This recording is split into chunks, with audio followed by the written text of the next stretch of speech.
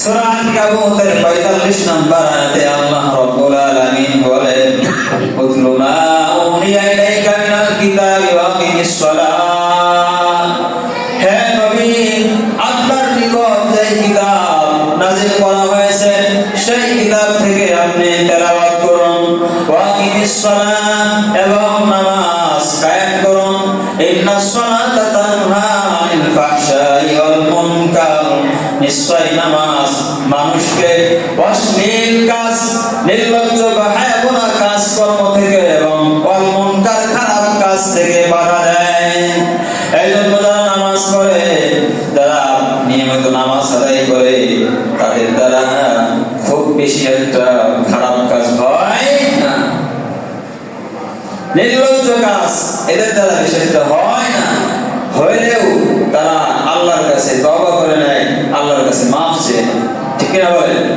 আর যারা মসজিদে আসে না, নামাজ পড়ে না, এরা গুনাহের কাজ করতে আছে, মাফের কোনো খবর নাই। এই জন্য আমাদেরকে 5 ওয়াক্ত নামাজ সময় মতো আদায় করতে হবে। আল্লাহ রাব্বুল আলামিন আমল করার তৌফিক দান করুন।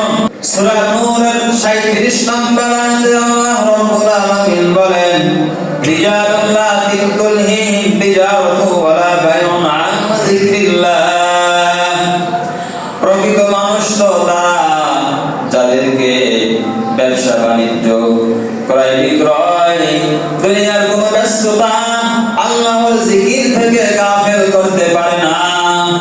বাইউন আন যিকরিল্লাহ, প্রকৃত মানুষ তো তারা যাদেরকে আল্লাহর জিকির থেকে গাফেল করতে পারে না, দুনিয়ার কোনো ব্যস্ততা, আন যিকরিল্লাহি ওয়া আকামিস সালাত, নামাজ পড়তে গাফেল করতে পারে না, অর্থাৎ সে ঠিকমতো নামাজ আদায় করে। ওয়া ইতাইজ যাকাত, দুনিয়ার কোনো ব্যস্ততা, দুনিয়ার কোনো মশগুলা তাকে যাকাত আদায় করতে গাফেল করতে পারে না। কেন? কারণ তারা হলো ইয়াখাফুনা ইয়াওমান তাতাকাল্লাবু ফীহিল কুলুবু ওয়াল আবসার, তারা এমন দিনকে ভয় করে, অর্থাৎ কিয়ামতের দিনকে ভয় করে, যেই দিন অন্তরসমূহ পেরেশান হয়ে যাবে। ওয়াল আবসার, পেরেশানিতে মানুষগুলো এদিক ওদিক ডানে বামে তাকাতে থাকবে। কি করবে এই বিপদের মুহূর্তে? কি করবে? দিশাহারা হয়ে সে তাকাতে থাকবে, পেরেশানিতে তাকাতে থাকবে, ডানে বামে কি না হয়ে যায়। সেই কিয়ামতের দিনকে তারা কি করে? ভয় করে। যারা সকাল সন্ধ্যায় জিকির করে, আল্লাহকে স্মরণ করে, তাদের সাথে বন্ধুত্ব করতে, তাদের সাথে থাকতে আল্লাহ রাব্বুল আলামিন নবীকে আদেশ করেছেন। সুবহানাল্লাহ। তাহলে আমরা বন্ধু বানাবো কাকে? নামাজি ব্যক্তিকে, জিকিরকারীকে, আল্লাহওয়ালাকে, বুজুর্গ মানুষকে, যারা আল্লাহর বিধান মতো চলে, তাদেরকে, উলামায়ে কিরামকে আমরা বন্ধু বানাবো। নবীর ওয়ারিস আলেমদেরকে আমরা বন্ধু বানাবো ইনশাআল্লাহ তাআলা।